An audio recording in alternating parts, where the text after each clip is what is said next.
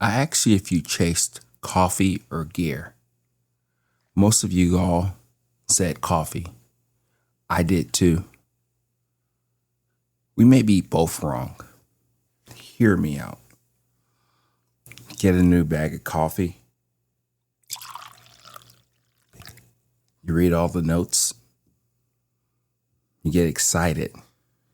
It's going to be something new, something that you probably haven't tasted before, or you have. Probably you're coming back to it with a renewed understanding of coffee, brewing, extraction. You know your brewer, all that good stuff. You have the recipe that you're ready to try, and you try it, and you sip your coffee.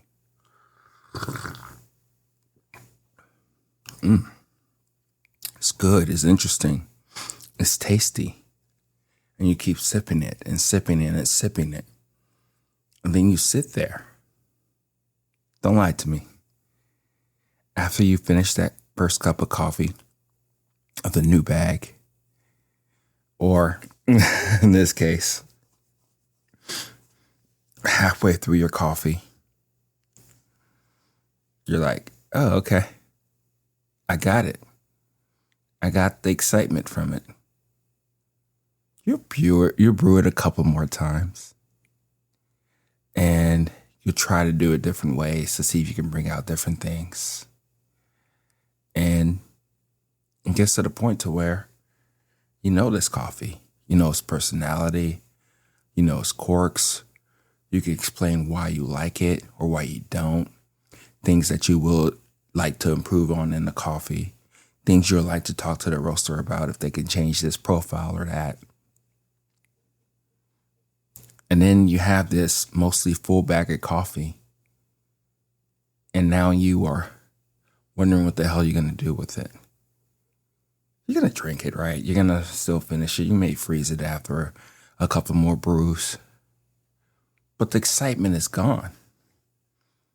The rush, the drive to get that coffee, to read those notes, to explore that coffee, to conquer it, so to speak, quickly, because you're a master brewer now. You're bored of that coffee. What do you do now? Buy another bag of coffee? Yeah, you're going to do that too. I'm going to do that too. Or in my case, just roast another bag of coffee or batch. Okay. And then you keep going down the cycle and cycle and cycle of just buying this bag of coffee and trying to see if it's interesting and whatever. So yeah, it's about the coffee. But is it really about that coffee? What is it about? Because it's kind of similar to gear. You buy a piece of gear.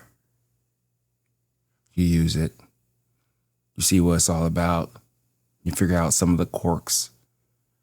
And then you realize it just makes another good cup of coffee. Just like the other brewers that you've been using. That you've probably more so mastered. And now you're adding this new thing in the mix. So what do we do here? What do we really care about?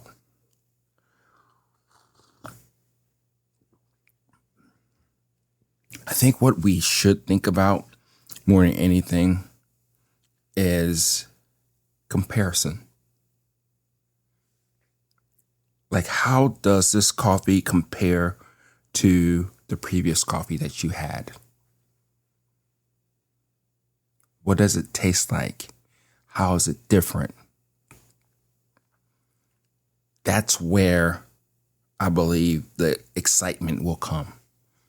See, I have an advantage to where, for the most part, whenever I do get a coffee, I'm filming it, right? I'm talking about that coffee. I'm telling you why I don't like it, why I do like it. I'm also picking up different things from the coffee, like, this is a very slow drawdown. Why is that the case? Do I need to speed it up? Or do I need to let it do its thing? These are some of the things that I constantly go through. And again, the advantage that I have is that I'm filming it, right? But you can do the same. You can have a notebook. You probably do have a notebook. You have that Ethiopian white honey. It's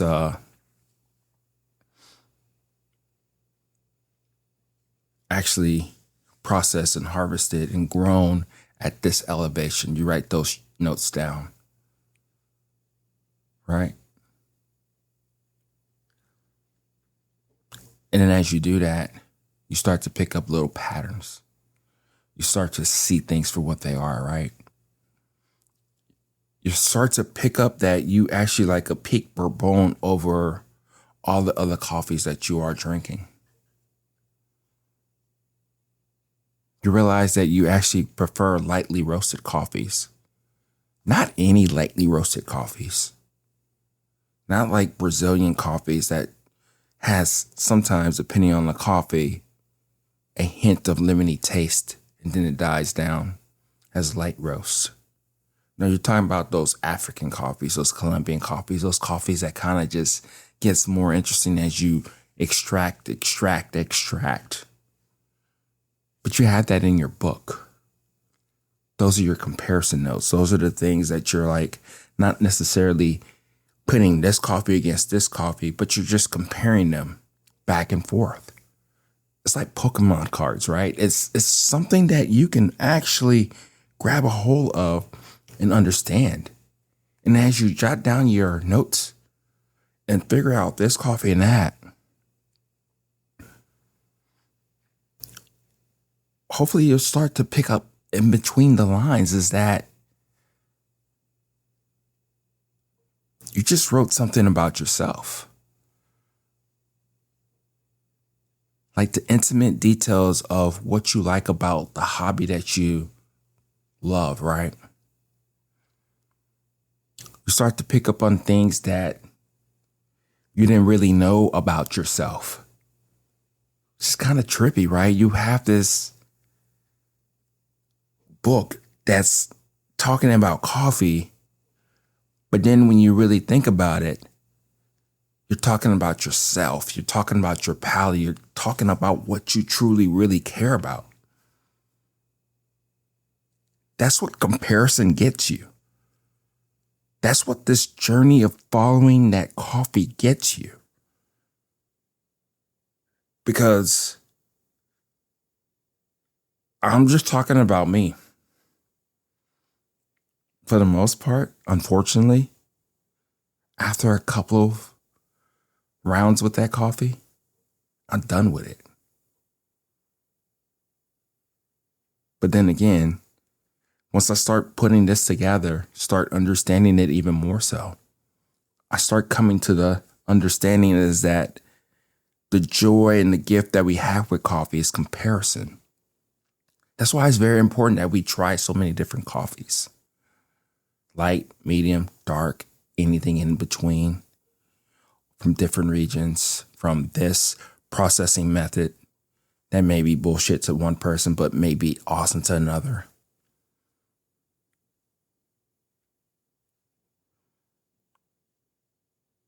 We have to keep trying and understanding what all of this is. Because after a while, that novelty, that like crush of that coffee, that love for that coffee, that like excitement for that coffee will die down. But hopefully you being able to compare this and that and seeing patterns within the writings that you put on the page, that's where the magic really happens. That's where you really truly learn more about the coffee and of course you. So at the end of the day, what we're really trying to do is problem solve, right? I know you heard that many times. I say that all the time. I'm an engineer. I say problem solving here and there, right? And all that good stuff. But really, what does that mean? We're trying to solve what this coffee means to us in that present moment. But we're also trying to figure out who we are within this coffee to an extent. Like this coffee, for instance. coming back to it after many months of not being with it. But I've grown as a coffee brewer. I've grown as a person. I can taste things a lot better. I have different water chemistry. So I'm coming to it from a different perspective now. But as I drink it and try to understand it even more so, it's a very familiar cup. It could be that the coffee's a little bit older in green form, and then when I roasted it, I can only get the best out of it so much. Probably have to use like a 1-10, 1-12 ratio in order to bring out the richness that I remember of the coffee. Did I like it before? Sure. But I knew that orangey, one-notey type of taste with a little bit of chocolate aftertone was it in that coffee. And then if you keep pushing it, the orangey taste turns into like a grapefruity type of taste. I still don't like that. That's still not my thing. I don't know if it's me hating on grapefruit, or me realizing is that that's just something I don't like. And then as I sit here and as it cools, it's not getting interesting. It tasted the same way as it was probably about 10 to 15 degrees higher. I prefer coffees that change, that talk to me as it keeps cooling down. I like an interesting coffee from the start to the finish. Those are some of the things that I think about or write down about. That may not be as unique as I think it is to me, but it is because it's my palate. It's what I think about this coffee. And then I start to compare it with other coffees, like what I like about them. What if I just mix them here and there? Why not? Why can't I do that? I can. But I guess really what I'm saying here is that these coffees speak and talk to us. They let us know, I guess, more so who they are, but they also let us know who we are within those coffees.